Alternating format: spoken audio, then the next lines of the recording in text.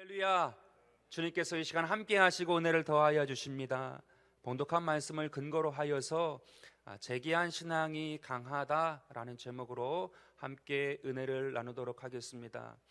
실패와 포기는 유사하지만 다릅니다. 우리가 상황과 환경 속에 실패를 경험합니다. 그러므로 주저할 수 있고 또한 넘어질 수 있는 것은 실패일 뿐이지 결코 포기가 되어서는 안 됩니다.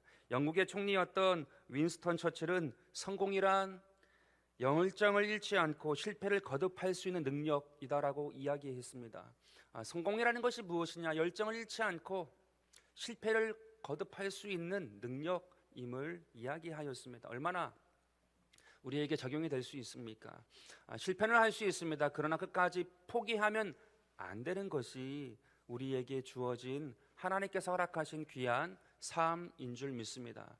2020년도에 많은 것을 포기하고 싶었고 어려웠습니까? 그렇기 때문에 2021년도를 바라볼 때에도 그냥 되는 대로 그냥 흘러가는 대로 그렇게 마음을 두고 싶습니까? 아닙니다.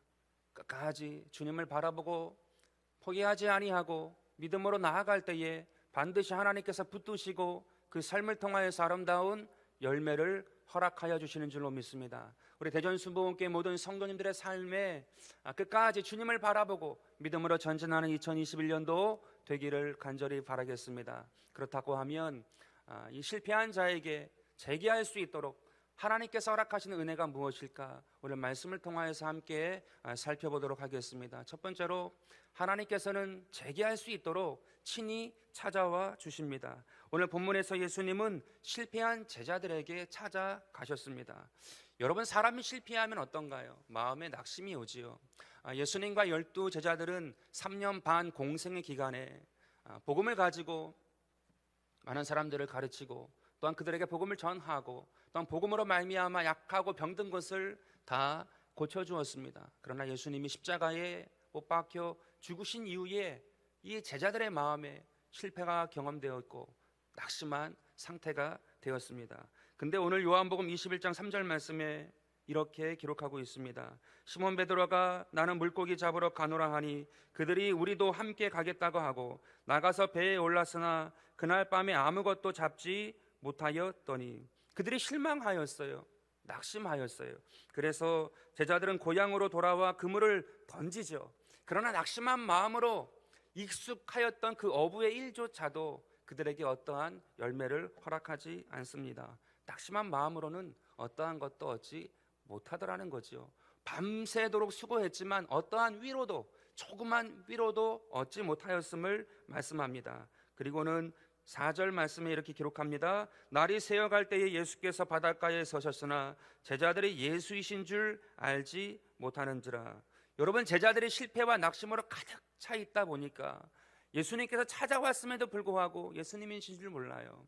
그러나 오늘 말씀을 통하여 알 수 있는 바가 무엇입니까? 그럼에도 불구하고 예수님은 찾아오셨고 여전히 그 자리에 계신다라는 거지요.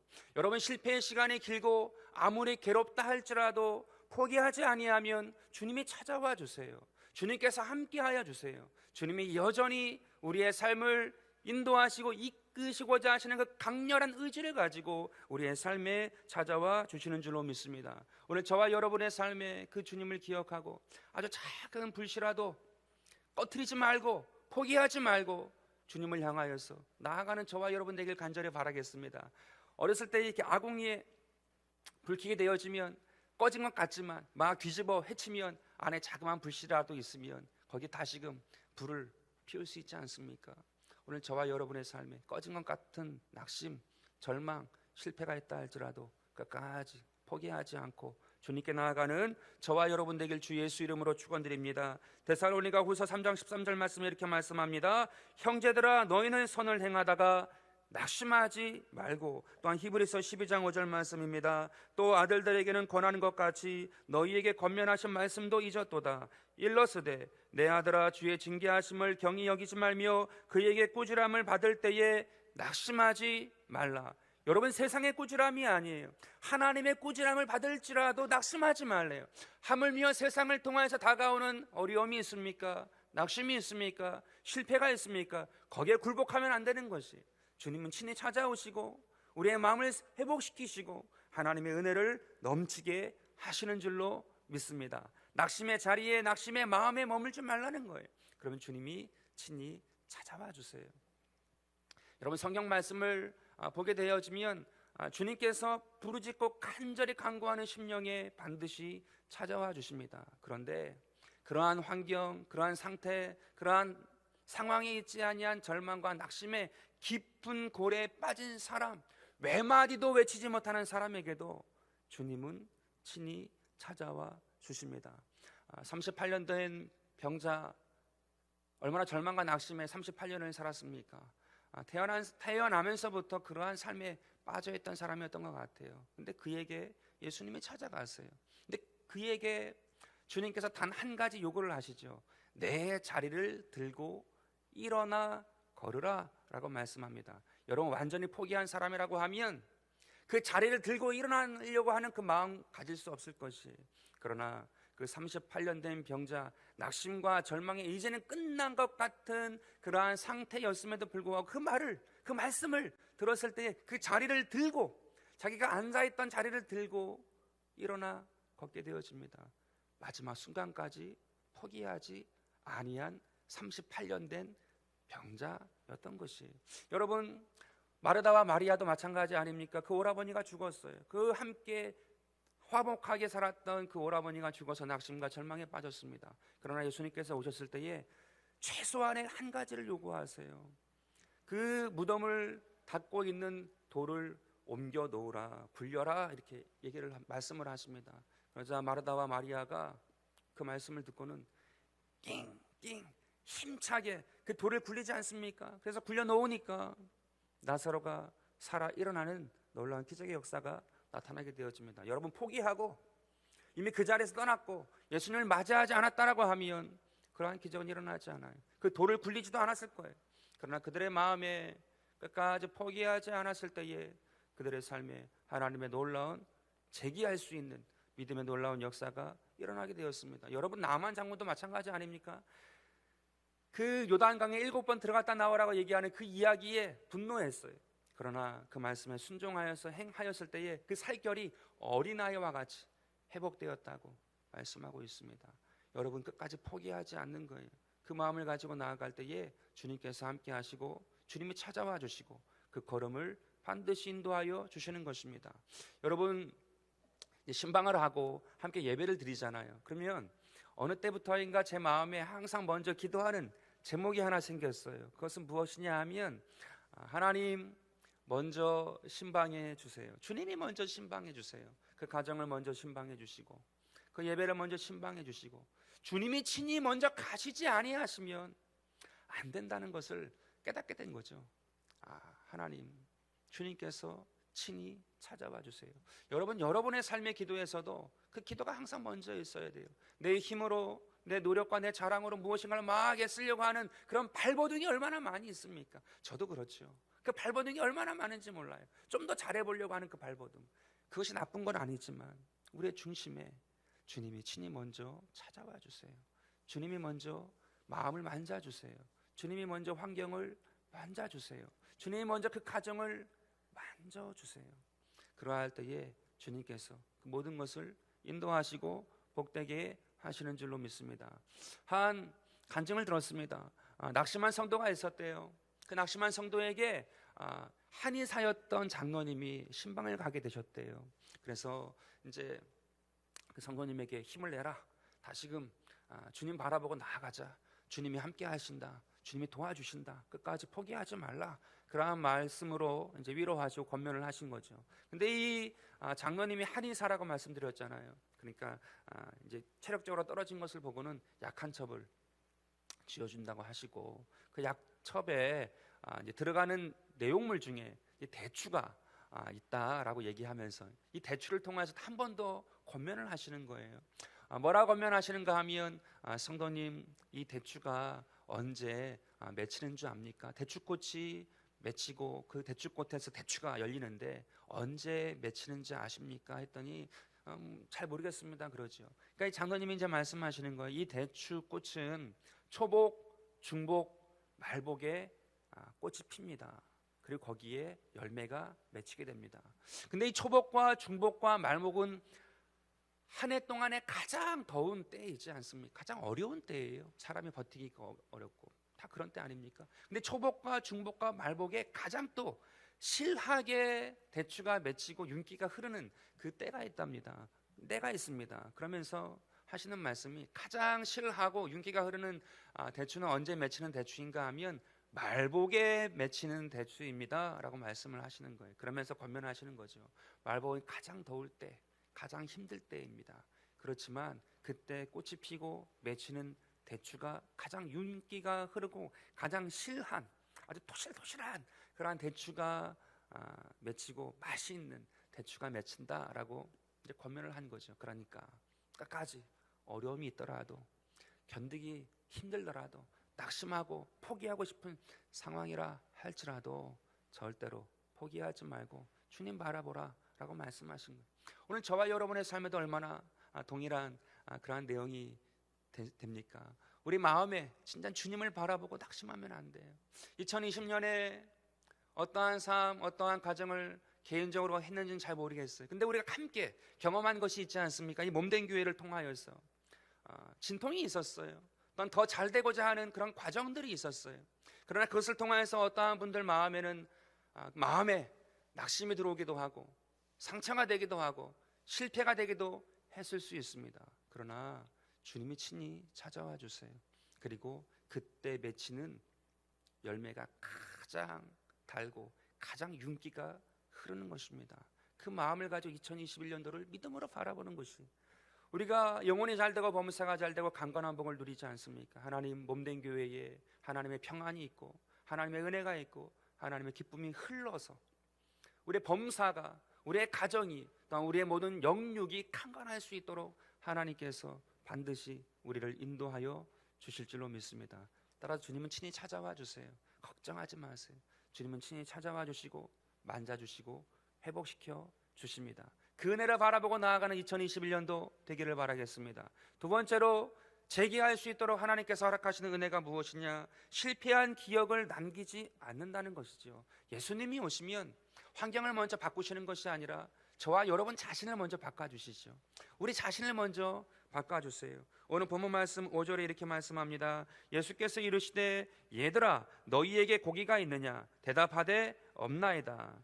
여러분, 예수님이 오시면 반드시 원하시는 것이 있어요. 그것이 무엇이냐? 솔직한 대답, 고백을 원하세요.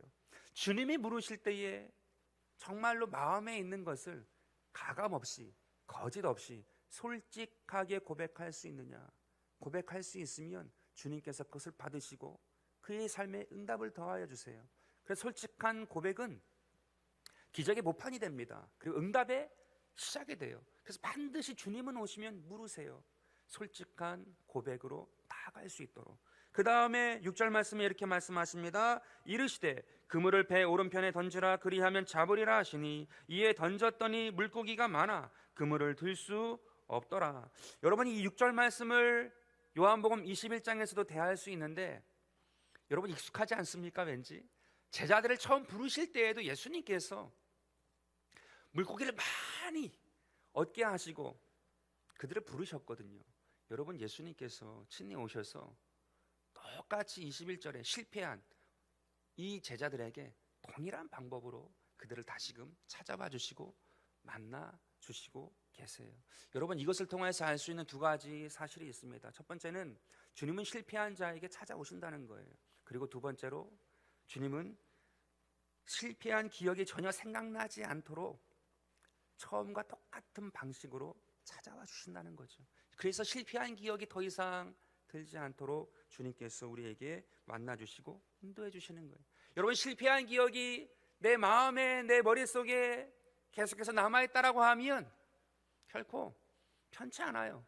그런데 주님이 오시면 실패한 기억이 기억나지 않도록 동일한 그 부르심을 또 허락하셔서 깨끗한 마음을 가지고 나아갈 수 있도록 인도하시는 것이에요. 그러므로 베드로는 아무런 두려움 없이 주님을 향하여서 7절에 나아가게 되어집니다. 7절 말씀입니다. 예수께서 사랑하시는 그 제자가 베드로에게 이르되 주님이시라 하니 시몬 베드로가 벗고 있다가 주님이라 하는 말을 듣고 겉옷을 두른 후에 바다로 뛰어 내리더라. 여러분, 주님께서 다시금 찾아오신 이유가 어디에 있습니까? 실패한 원인이 무엇이냐? 실패케 한 것이 무엇이냐? 찾기 위하여서 오셨습니까? 아니에요. 실패한 기억을 남기지 아니하시고 다시 시작할 수 있도록, 다시금 주님과 함께 나아갈 수 있도록 주님께서 불러주세요. 우리 대전순복음교회가 2021년도 주님께서 보실 때에 다시금 주 안에서 성령과 함께 재기할 수 있도록 우리의 마음에 놓고 하시고 우리의 마음이 함께 하세요. 하나님께서 허락하신, 불러주신 그 놀라운 은혜의 그 때, 그것을 다시금 회복시키시고 마음에 자부심을 가지고 자존감을 가지고 다시금 나아갈 수 있도록 반드시 하나님께서 올 한 해에 역사하시고 인도하여 주시는 줄로 믿습니다. 그것을 기억하고 나가는 자가 재기하는 자죠. 그것을 기억하는 자가 오늘 베드로와 제자들과 같이 다시금 주 앞에 달려나가는 복된 은혜의 사람인 줄로 믿습니다. 성경 말씀, 이 요한복음 21장의 말씀의 기록을 보면 예수님께서 이 제자들, 특히 이 베드로를 향하여서 그 실패한 기억이 생각나지 않도록 매개체로 사용하신 두 가지가 있습니다. 그게 무엇이냐 하면 하나는 숯불, 하나는 그물이었어요. 요한복음 21장에서 이 숯불에 예수님이 물고기를 구우시고 떡도 올려놓으셨다고 말씀을 하세요. 그리고 그 자리에서 이 베드로에게 3번 질문하시지 않습니까? 내 양을 먹이라, 내 양을 치라, 내 양을 먹이라. 다시금 사명을 주시고 소명으로 뜨겁게 그 마음을 회복시켜 주세요. 근데 이 숯불이 언제 이전에 있었는가 하면 베드로가 예수님을 배신하였던 그 가야바 제사장의 뜰에서 너무나도 추워서 불을 떼고 있었거든요. 그 불을 쬐고 있더라는 것이 기록이 되어 있어요. 그때에 3번 부인했던 그 베드로의 현장에 있던 것이 이 불, 이 숯불이에요. 예수님이 이 숯불을 통일하게 요한복음에서 또한 등장시키셔서 베드로의 마음에 3번이나 실패하였고 배반하였고 낙심하였던 그 마음에 그 기억이 다시금 남지 아니하도록 이 숯불을 다시금 사용하시고 사랑을 베푸시고 사명으로 불러주세요. 그래서 그 실패한 기억을 전혀 남지 않도록 주님께서 은혜를 베풀어 주세요. 그리고 그물을 통하여서 이 베드로에게 매개체로 삼지 않습니까?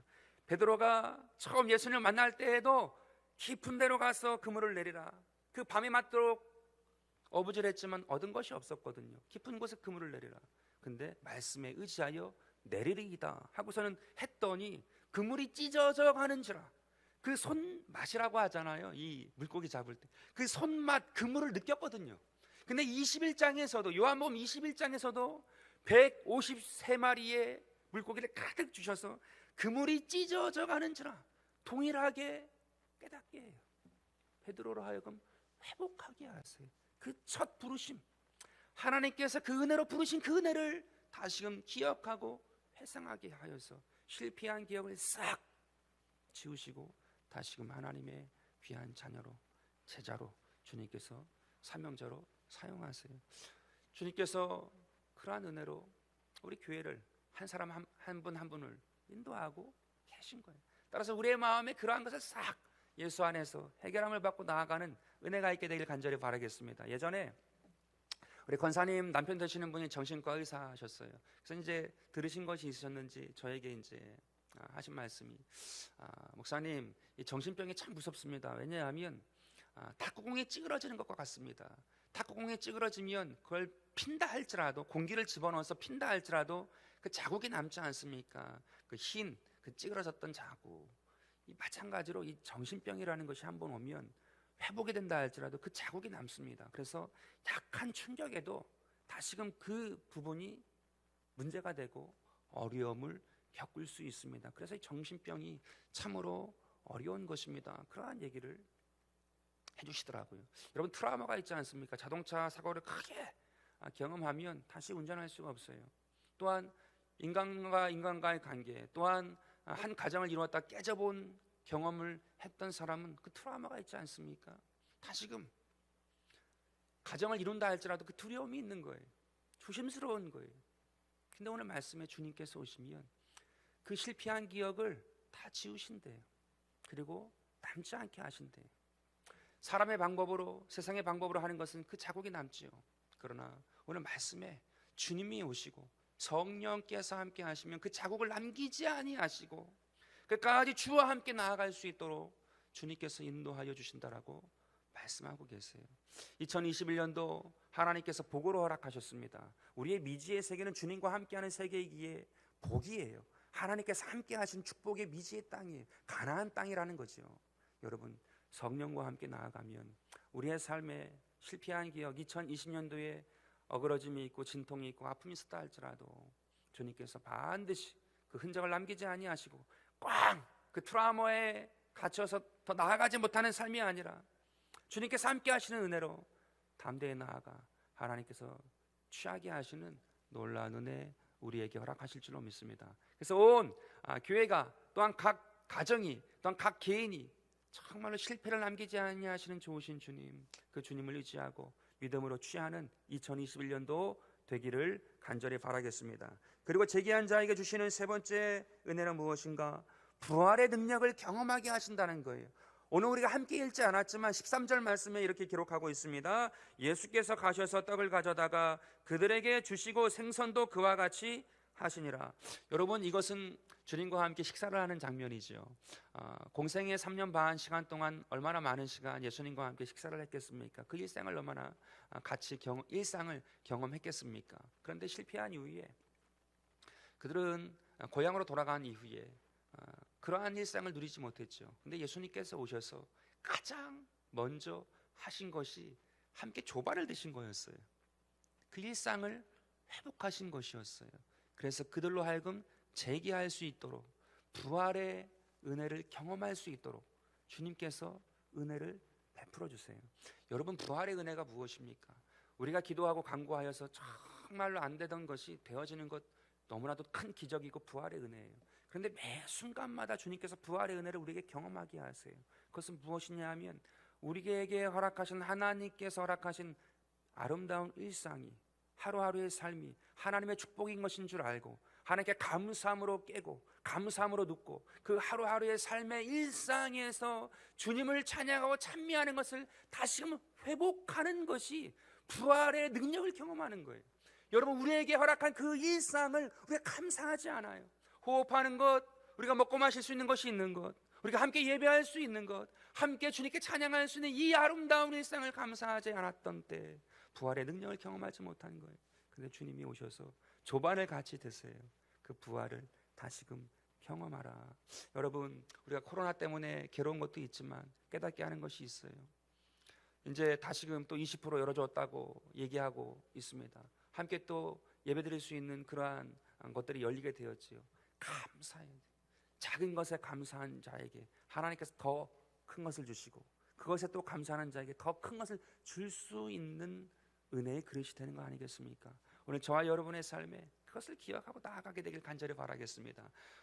특별히 올해에 성경 필사 운동을 같이 하려고 해요. 111이라고 해서 하루에 1시간 기도하고 하루에 한 장 읽고 1년에 한 독하고 또한 한 사람을 마음에 두고 기도하고 그러한 마음의 자세를 가지고 나아가려고 하는데 특별히 필사를 통해서 매일 삶의 일상에서 하나님을 경험하고 체험하는 은혜가 있으면 좋겠다. 그런 마음을 가지고 준비하게 되었습니다. 그래서 노트도 준비하고 펜도 한번 준비해 봤거든요. 그래서 한번 그 일상에서 하루하루의 삶에서 한번 한 자라도 한 구절이라도 적어 보세요.